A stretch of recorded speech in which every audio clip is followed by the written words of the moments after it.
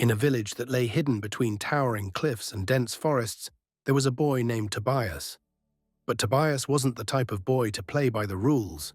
He wasn't cruel, no, but he was a thief, a purveyor of mischief, a quiet shadow in the night. He didn't steal because he needed to.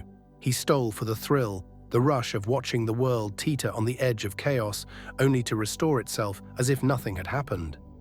The villagers had heard rumors, of course, whispers in the tavern about things going missing, purses, trinkets, and most famously the baker's prized recipe book. But no one knew for sure. Tobias was too clever, too quick. He was a ghost, leaving behind no trace but a hint of trouble in the air. One cold evening, Tobias noticed something that would change everything. The blacksmith, a gruff and strong man named Aldric, was preparing to forge a new sword. It was a grand one, promised to be the sharpest, the most perfect blade ever crafted. He'd been working on it for days, the heat of his forge always glowing through the village like a warning. And Tobias had never stolen something so magnificent. He'd taken coins and baubles, but this sword, it had power. It wasn't just a blade, it was a symbol of Aldric's pride, his years of skill. Tobias knew it would make a mark. So he waited. He crept into the blacksmith's workshop that night, his footsteps silent on the cold stone floor. The forge was dimly lit, the air thick with the smell of molten metal and soot. Aldric had fallen asleep by the fire, exhausted from his work, leaving the sword unattended on an iron pedestal in the center of the room. Tobias couldn't help but grin. He approached his sword, his fingers brushing the hilt. It was heavy, finely crafted, and it gleamed with promise.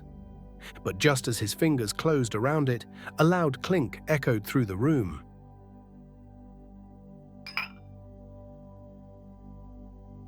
Tobias froze, his heart racing. He whipped around. In the corner of the room, Aldric's eyes were wide open, staring at him from the shadows. "What are you doing?" Aldric's voice was a growl, low and dangerous. Tobias didn't flinch. He was quick, but he was also clever.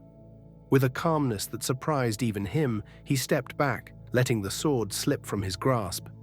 "I was just admiring your work," Tobias said, his voice smooth. "It's quite the masterpiece." Aldric's grip tightened around a nearby hammer. "You think you can take what's mine and get away with it?"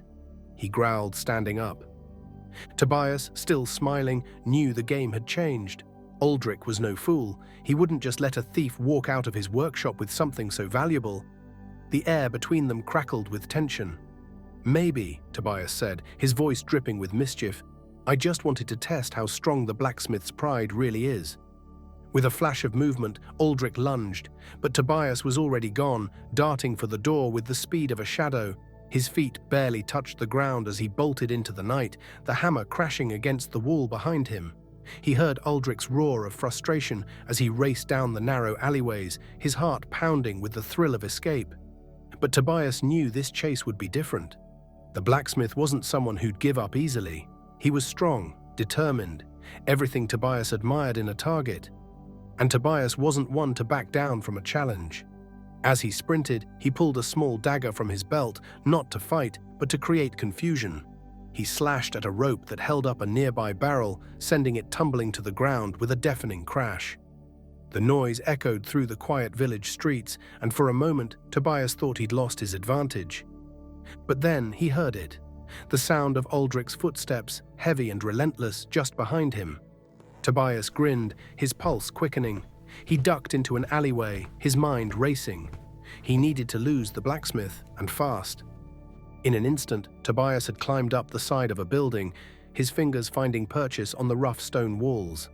He pulled himself onto the roof just as Aldric appeared below, looking up in frustration. Tobias crouched low, watching the blacksmith's every move. And then the moment came. Aldric, determined and blinded by his rage, stormed past the alley. Tobias knew this was his chance. He dropped down silently behind Aldric, just out of reach, and snatched the sword from where it had been hidden under a tarp. It was heavy in his hands, but he wasn't about to let it slip away now. "Looking for something," Tobias whispered, his voice carrying on the wind. He saw Aldric's head snap around, his eyes wide with disbelief. For a second, there was a quiet, tense pause, and then Tobias was gone again, slipping into the night like a shadow, the sword in his hands. Aldric shouted after him, but it was too late. Tobias didn't stop running until he reached the edge of the village, his breathing heavy, the blade still warm in his hands. He looked back one last time, seeing the glow of Aldric's forge in the distance, knowing the blacksmith would never stop searching. But Tobias wasn't just a thief for the thrill of stealing. He was a thief because he understood something that most people never would. That possession was a fleeting illusion. What he took from Aldric was not the sword itself, but the sense of control that the blacksmith thought he had. The sword, like everything else, was temporary. He smiled, turning the sword over in his hands. It was beautiful, yes, but it was a symbol of something even deeper, a symbol of the futility of pride, of how fragile our most treasured possessions truly are. As he walked away, the sword heavy but meaningless in his hands, Tobias understood that sometimes the greatest theft is not taking what someone has, it's making them realize how little they actually control. And in the end, isn't tie hat the most mischievous act of all?